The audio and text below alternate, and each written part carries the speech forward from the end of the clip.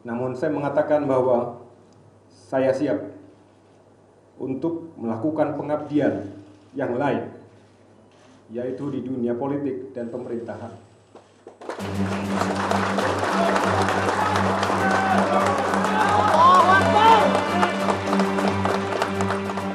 Perwira TNI keluar dari dinas militer dan masuk ke ranah politik bukanlah hal baru.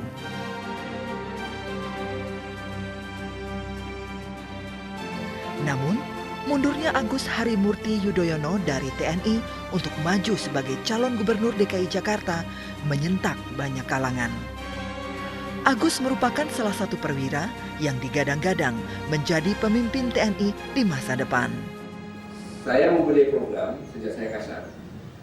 Reformasi TNI, kemudian doktrin pertempuran, itu saya mengumpulkan antara angkatan 2004 sampai 1990. Mereka yang bekerja.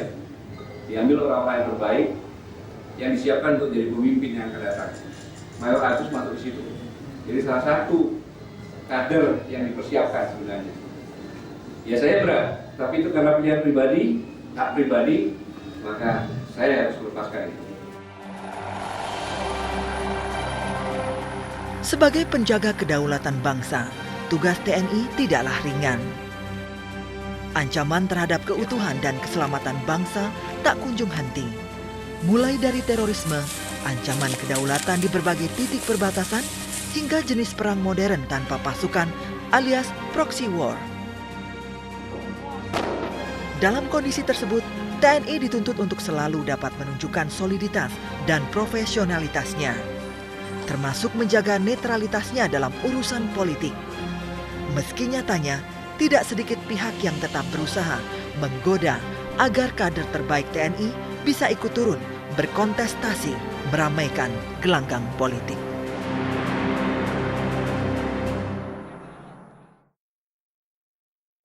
Masih bersama saya, Budiman Tanurjo di satu meja. Saya masih bersama dengan Panglima TNI Jenderal TNI Gatot Nurmantio. Pak Panglima, TNI ini kan boleh dipilih, harus keluar dari dinas militeran, tapi nggak boleh untuk ikut memilih gitu. Nah, sampai kapan situasi ini? Secara fisiologis, kalau saya bicara, seolah-olah TNI ini kan warga negara asing. Warga negara asing dibedakan dengan yang lain. Lain-lain ya. Sama kan dengan TNI Polri juga. Polri juga sama juga gitu kan. Satu hal, kalau ikut pilkada harus keluar, kemudian begitu ada pilkada Nggak boleh nyoblos? Tidak boleh nyoblos. Tapi ini memang kan proses demokrasi, proses tahapan demokrasi. Kemudian TNI memiliki organisasi, memiliki senjata, nanti dikhawatirkan apabila belum benar-benar matang mengikuti demokrasi, akhirnya bisa mengerahkan semuanya kekuatan ini kan.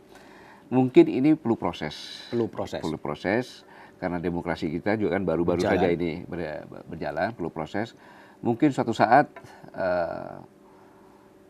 hak politik bagi TNI juga sama dengan masyarakat lainnya, seperti negara-negara yang lainnya. Tapi ini tidak mungkin dilakukan dalam 1-2 tahun ini, tidak mungkin. Saya pun sebagai Panglima TNI, saya melihat ini masih perlu proses pematangan lebih lanjut. Gitu. Berapa lama dalam bayangan Panglima TNI suatu saat sampai betul-betul siap dan kemudian TNI sama dengan warga negara lain juga bisa menggunakan hak politiknya? Ada bayangan tahun atau bayangan persiapan? Ya, mungkin setelah 10 tahun. Setelah 10 tahun? Ya, setelah 10 tahun. Setelah 10, langkah-langkah menuju ke sana, apa yang perlu disiapkan? Langkah-langkah menuju ke sana tentunya ke dalam. Ke dalam ini kan masih banyak proses budaya ya, budaya. Yang tadinya kita tahu sama-sama bahwa TNI itu dengan fungsinya, dengan seolah sebagai sosok yang luar biasa ini kan. Ini kan pelan-pelan, proses budaya ini perlu. Sehingga semua prajurit merasakan bahwa kita benar-benar di alam demokrasi yang seperti ini. Bukan dikatakan kami belum siap, bukan. Tetapi perlu proses waktu untuk meyakinkan. Jangan sampai nanti publik kecewa. Gitu. Begitu diberi kesempatan, ego-ego masing-masing yang mengikuti proses politik kita bisa juga memanfaatkan TNI dan sebagainya. Ini kan perlu proses gitu. Oke, Pak Panglima tadi menyebut demokrasi dan saya membaca wawancara Panglima TNI di sebuah majalah yang menyebutkan demokrasi Indonesia itu tidak Pancasilais. Bisa dielaborasi lebih jauh, apa sebenarnya demokrasi yang tidak Pancasilais itu? Jadi begini, bangsa Indonesia ini adalah kumpulan dari manusia-manusia yang mempunyai gen patriot Gen patriot, dan suka perang. suka perang. Ya, Itu generalisasi begitu, semua. semua.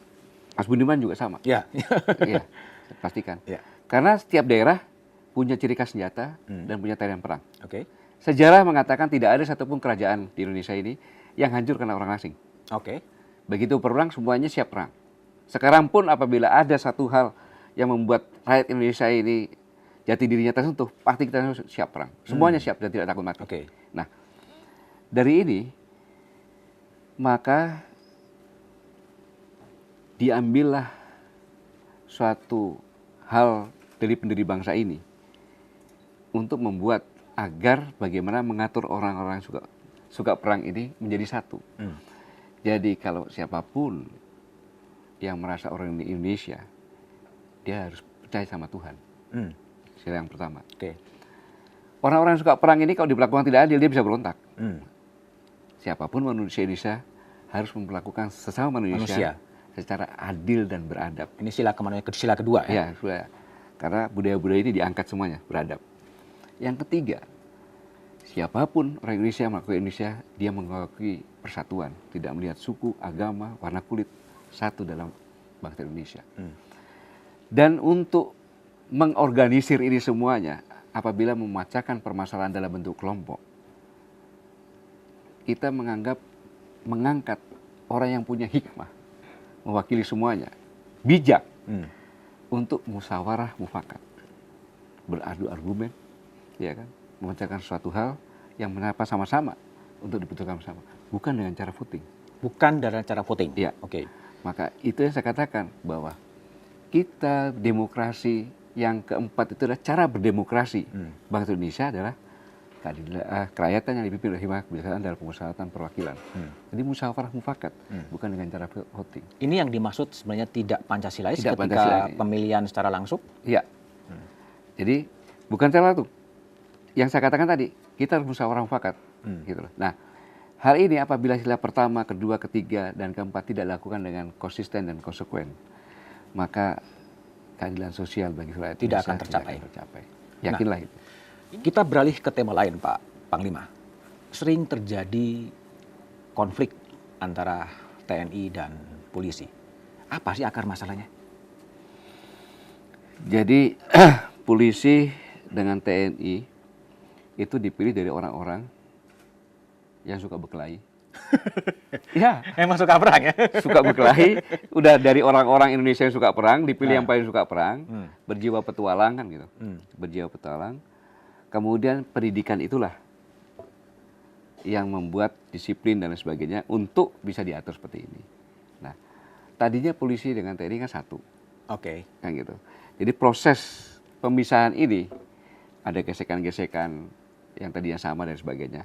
Tapi ini adalah proses. Kalau kita lihat dulu banyak, sekarang kan sudah sangat sekali berkurang gitu kan.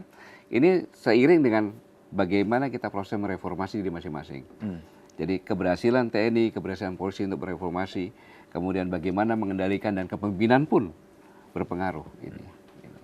Pak Panglima, kalau kita lihat sebelum reformasi, ya citra TNI itu memang dipandang buruk, ya terlalu terkait dengan pernah ada kasus penculikan, yang terakhir ada kasus cebongan. Tugas berat bagi Panglima TNI sebenarnya untuk memulihkan citra. Tapi kemudian relatif sedikit demi sedikit akan membaik dan mungkin lebih baik dibanding lembaga-lembaga lain. Apa sih yang menjadi resep bahwa image citra TNI di mata publik kemudian menjadi baik? Jadi begini, saya selalu mengingatkan bahwa lahirnya bangsa Indonesia ini bukan oleh TNI. Oke. Semua komponen bangsa bersama-sama memperjuangkan dan menang, mengusir penjajah. Baru ada TNI. Dari yang tadinya berjuang bersama-sama, ada yang kembali ke profesi masing-masing, ada yang untuk menjaga ini. Nah, jadi TNI itu berasal dari rakyat, anak kandung rakyat. Dari sini, maka yang paling penting adalah bahwa TNI ini milik rakyat kan. Maka kita harus terbuka dengan rakyat. Oke. Jangan menyembunyikan apapun juga, begitu. Jangan menyembunyikan apapun juga. Kemudian kalau ada kesalahan apapun juga, Jangan ragu-ragu. Saya punya prinsip begini, 400 lebih orang dengan berkeringat mengorbankan apapun juga untuk menjaga nama baik TNI. Kemudian ada 1-2 orang yang akan merusak citra ini, kita habisin saja. Ibaratnya itu kanker, kita putusin saja. Putus seperti itu. Itu prinsip dari Panglima Ya. TNI. Pak Panglima, ada satu isu yang selalu dikaitkan dengan TNI, ya, soal kejahatan atau pelanggaran HAM masa lalu yang selalu diungkit, dan selalu dicarikan solusi lewat Komisi Kebenaran Rekonsiliasi, kemudian gagal. Kalau dalam perspektif Panglima, ini masa lalu ini mau diselesaikan dalam seperti apa sebetulnya? Pelanggaran HAM. Ya. Indonesia tidak meratifikasi ICC Court. Oke. Kan gitu. Tetapi dalam pasal-pasal Statuta Roma 98, negara yang tidak meratifikasi tidak apa-apa, boleh. Asalkan dia mau dan mampu, and willing and able. Ya. Kan. Mau dan mampunya bagaimana?